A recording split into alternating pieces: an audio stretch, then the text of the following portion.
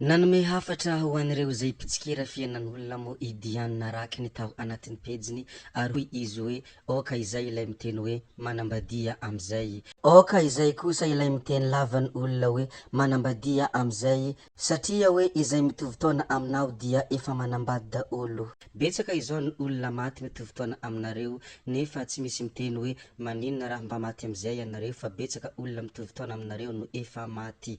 Izany moa ny fanehoan-kevitra izay nataony holazaintsika ny mikasika an'izay sy ny hafa izay tokony holazaina fa mialohan'izany aloha dia mbola toy ny mahazatra abonné fona ny chaîne-natsika, asio j'aime ny vidéo ary apetraho ihany koa ny commentaire. Zay ary no hoe la andeha ary hidirantsika izany fanaovana abonnement izany mialohan'ny herisoantsika amin'ny votoatindresaka izay ataontsika. Ndao ary tompoko lahy, ndao ary tompoko vavy.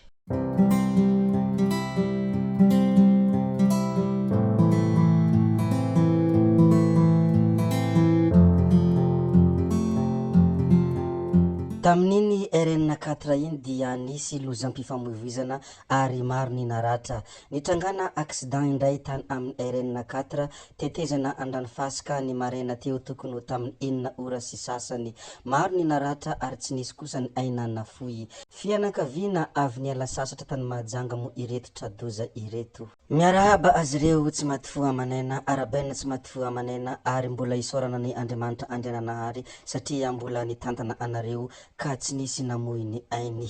Zay moa ny mikasika an'iny lozam-pifamoivoizana iny ndeha ary holazaintsika ny manaraka izay tokony holazaina sy ny vaovao izay misongadina ao nosy Madagasikara hatrany. Nampihaiky ny maro mihitsy ny toetra ny malagasy sasany raha vantany vao nahita ny publication izay navoaka ny Ferdinand Sello ity. Teny tokana angamba malaza ny tena hoe dikan'ny toetrany malagasy manoloana ny ity vaovao izay navoakany ity. Hoy izy ireo avaratra zay hoe mivaza olona mihitsy raha malagasy. Izany vaovao izay navoakany Ferdinand Sello izany moa dia ny hoe tonga ny tsara miaramila ary vonina hanompo firenena i Grand Maître Sadara. Ity hitantsika amin'ny sary ity moa no antsoina hoe Grand Maître Sadara. Tsy zazakely akory izy ity fa tena efa olon-dehibe fa ohatr'izao ny bikany sy ny vatany nefa ny fanehoan-kevitry ny malagasy sasany raha vantany vao nahita io vaovao io dia tohitoy ireto izay avokako anareo manaraka ireto. Ny sasany moa dia nilazany hoe tsy hainao ndray ve no avotana sy babena rehefa any amin'ny tena sakoroka aiza izy zany hoy ny fanehoan-kevitra ny olona sasany, fa ny sasany kosa nilazany hoe zao ko ve mbola andaniandro hanompo ny firenena, mampalahelo hoy ireo zay maneho ny hevitra. Fa ankamaroany ireo olona hafa kosa nilazany hoe mbola izaho no lava noho ny ity. Raha fintinina sy raha atao kajikajy dia ankamaroany olona naneho ny hevitra dia tsy misy afa-tsy manesoeso an'ity namana ity. Izany no nilazako teny am-piandohana hoe tena mivaza olona raha malagasy ary tena tia manesoeso olona amin'izay zavatra rehetra atao. Zay moa ny mikasika any Grand Maître Sadara, fandeha ary isika hijery kely ny hafatra izay nataony PDS ny Antananarivo renivohitra.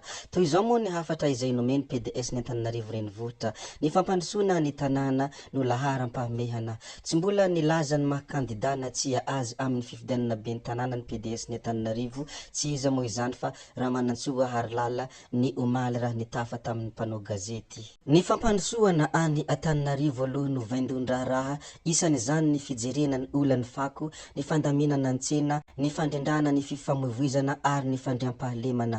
Izany moa dia anisan'ny hafatra izay nomeny. Ankoatr'izay dia tsy azo atao ambanin-javatra ihany koa ny ara-tsosialin'ny ireo mpiasan'ny komina. Tsy tokony hisy ny olana amin'ny fandoavana izany hatreto raha ny fanazavana hatrany izay nataony ity PDS ny Antananarivo ity. Izany moa ny zavatra nambaran'ny PDS ny Antananarivo raha nitafa tamin'ny mpanao gazety no omaly, koa dia zarainay aminareo rehetra satria vaovao misongadina ao a Madagasikara izany. Zay moa ny mikasika any PDS ny Antananarivo, fandeha ary hojerevantsika kely ny mikasika any Rakotondrazafy. Nilaza moa i Rakotondrazafy fa heverina hanentana ny fandaharana ao amin'ny Free FM. Nilaza ny hanentana fandaharana vaovao ho an'ny kolotsaina ao amin'ny Free FM manomboka anio i Ramatoa Rakotondrazafy. Tsy ho tafavoaka ity firenentsika ity raha tsy voataiza ny vahoaka ary voakolo ny sainy. Mila mahalala ny kolotsainy dia mandala sy mitia ary manaja izany ireo vahoaka, averiko hoe izay no ahafahana manangana firenena vanina. Ndao ary hiaraka hanoratra tantara vaovao ho an'ny kolotsaina isika hoy hafatra izay nomeny Rakotondrazafy. Zay moa ny mikasika any Ramatoa Rakotondrazafy, fandeha ary isika hiresaka kely ny mikasika Ramatoa izay saika anatin'ny fitsaram-bahoaka noho izy nandaingany hoe hizara tosiky fameno. Vehivavy lehibe 5 amby 7 taona no nitety tokantrano teny amin'ny commune Alakamisy Amboditra Atrimo ny 3 septambra teo ary nilaza fa iraky ny fitondram-panjakana handray anaran'ireo hisitrika tosika fameno. Notakiany 500 ariary isan-tokantrano ireo olona nandritran' izany ary nampanantenainy 5,3 ariary ilay tosika fameno. Nangoniny tamin'ny toerana malalaka ireo olona ka tamin'izany no nisy niantso zandary ka noentiny zandary. Koa rehefa nanontaniana izy dia tsy manana taratasy manamarina fa iraka avy amin'ny fanjakana marina ka avy atrany dia noentiny zandary natao fanadihadiana izy. Izany moa ny zava-nitranga teny Amboditra Atrimo ny mikasika ilay vehivavy lehibe saika matin'ny fitsaram-bahoaka nandenga fa hoe hizara tosika fameno. Araka ny vaovao izay noentin'ny Ferdinand moa dia any amin'ny CG Philbert Tsiranana fandriana. Resaka famindran-toerana ny talian'ny CG Philbert Tsiranana ao fandriana ity grève hitantsika amin'ny sary ity. Io taleo io no niasa mafy ary nampiakatra ny resultat ho tonga hatramin'ny 5,20 isanjato ny BPC tamin'ny herintaona ary 8,20 isanjato tamin'ity taona 4,20 ity. Nanome 7,70 rampitsaharana ilay noty navoakany chef Cisco Sidren ao fandriana ireo ray aman-dreny sy mpampianatra ao amin'ny CG ny 3 septambra lasa teo. Ny olona nahitana vokatra indray ity no soloana satria vohizina any an-toerana ny hoe lany olomanga angahy fandriana no olona avy any Toliara no atao taliany CG dia io fa mihitatra ilay olana ka iantsona ny ministry ny fampianarana hijery ankaiky ny zavamisy any an-toerana. Zay moa ny zava-nitranga tany amin'ny CG Philbert Tsiranana fandriana koa dia zaraina satria anisan'ny tena mahoraka any an-toerana ity vaovao anankiray ity. Ny manaraka izay ho lazaintsika moa dia ny resaka izay nataony Diana Raky. Oka izay ilay miteny hoe manambadia amizay.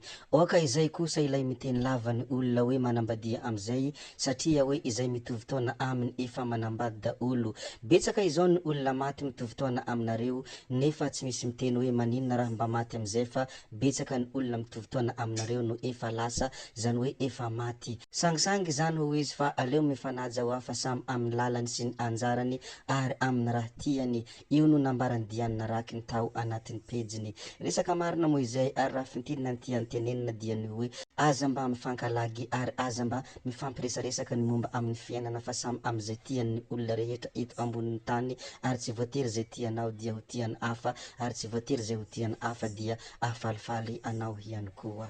Henikaja henimboninahitra fankatelemana sy fisaorana no atolotra ianareo satria zay koa ny namarana ny video antsika ary tompoko vavy sy tompoko lahy ary mbola manentana anareo ny mbola hanaraka ny video manaraka izay alatsakay misesisy ato.